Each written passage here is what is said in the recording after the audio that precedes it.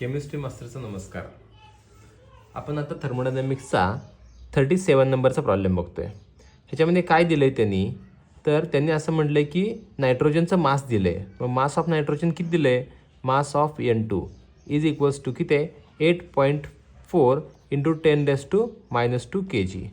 मग हे ग्रॅममध्ये कन्वर्ट करायचं असेल तर किती होतं आहे? तर 84 ग्रॅम. लगेच नंबर ऑफ मोल्स काढून घेऊया. नंबर ऑफ मोल्सचा फॉर्म्युला आहे मास अपॉन मोलार मास.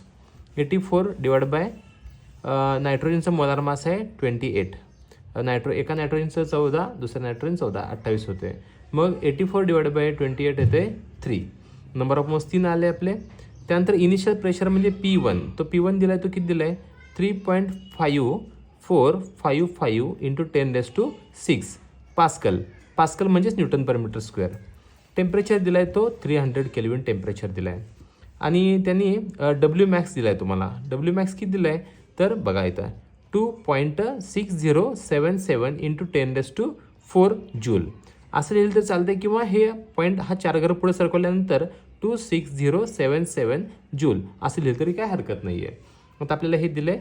आता काय फाइंड आउट करायचं आहे? तर फायनल प्रेशर फाइंड आउट करायचं आहे, म्हणजे P2 कॅल्क्युलेट करायचं आपल्याला. मग P2 कॅल्क्युलेट करायचं आहे. P2 is equals to question mark. मग फॉर्म्युला काय येईल आपला? फॉर्म्युला डब्ल्यू मॅक्सवाला फॉर्म्युला वापरायचा आहे. W max is equals to compression आहे का एक्सपान्शन आहे बघायचं आहे. एक्सपान्शन आहे.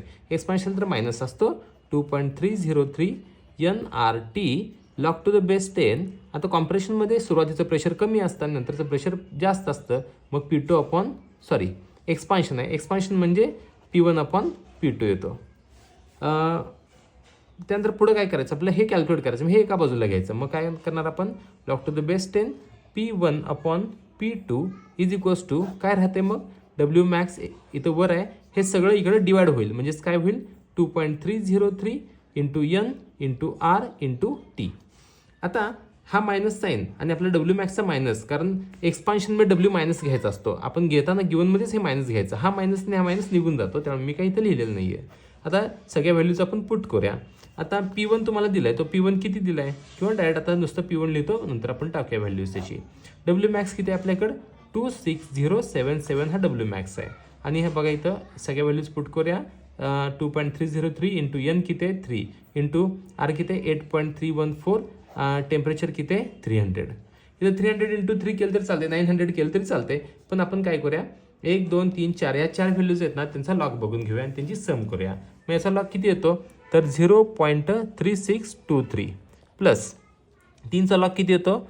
0.4771 प्लस याचा लॉग किती येतो?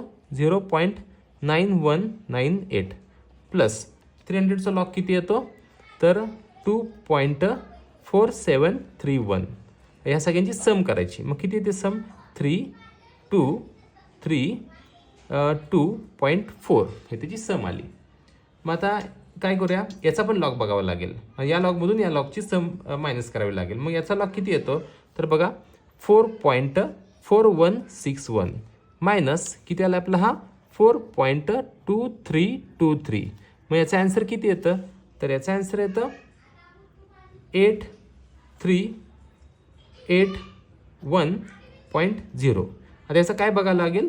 अँटीलॉग बघावं लागेल. याचं अँटीलॉग बघितल्यानंतर जे ॲन्सर येईल ते ॲन्सर आपलं याचं ॲन्सर येणार आहे. ते ॲन्सर किती येतं? तर ते ॲन्सर येतं 1527. 0 असल्यामुळं 1.527. आता मी हे ॲन्सर इथं जे सर्कल केलेली व्हॅल्यू आहे ना, ती इथं मी टाकतो. म्हणजेच हे बघा, ही व्हॅल्यू म्हणजेच ही व्हॅल्यू आहे. म्हणजेच बघा log to the base 10 P1 किती आपला टाकूया का नंतर टाकूया? चला. P2 इज इक्वल्स टू किती आला आपला? 1.527. आता लॉग इकडनं जेव्हा इकडे जातो तेव्हा अँटी लॉग बनतो. मग P1 upon P2 is equals to antilog 1.527. आता 0.52 आपल्याला अँटी लॉग बघायचा आहे. मग तो किती येतो? P1 upon P2 is equals to 0.52 antilog येतो, तो 3365 येतो. 1 म्हणजेच 33.65 आला. आता आपल्याला काय करावं लागेल? तर आपल्याला काय कॅल्क्युलेट करायचं? तर P2 कॅल्क्युलेट करायचं. मग हा इकडे घ्यावा लागेल, हा इकडे घ्यावा लागेल. म्हणजेच काय? तर P2 is equals to formula काय येईल मग आपला? P1 upon 33.65. मग आता P2 is equals to P1 किती आहे आपला? तर हे बघा येत आहे किती आहे? 35 4 5 5 10⁶ आहे म्हटल्यानंतर बघा पॉईंट इथं होता 1 2 3 4 5 आणि 6. ॲक्च्युली ही व्हॅल्यू असेल असं लिहा किंवा हे असं लिहा, काय हरकत नाही आहे. ही व्हॅल्यू आणि ही व्हॅल्यू सेमच आहे. Divide by 3.65. आता दोघांच्या लॉगची काय करायची, वजाबाकी करायची. मग आता ह्याचा लॉग आपल्याला बघावा लागेल. ह्याचा लॉग किती आला तर 6.5496 याचा लॉग आला, मायनस याचा लॉग किती आहे तर याचा लॉग आहे तो 1.5269.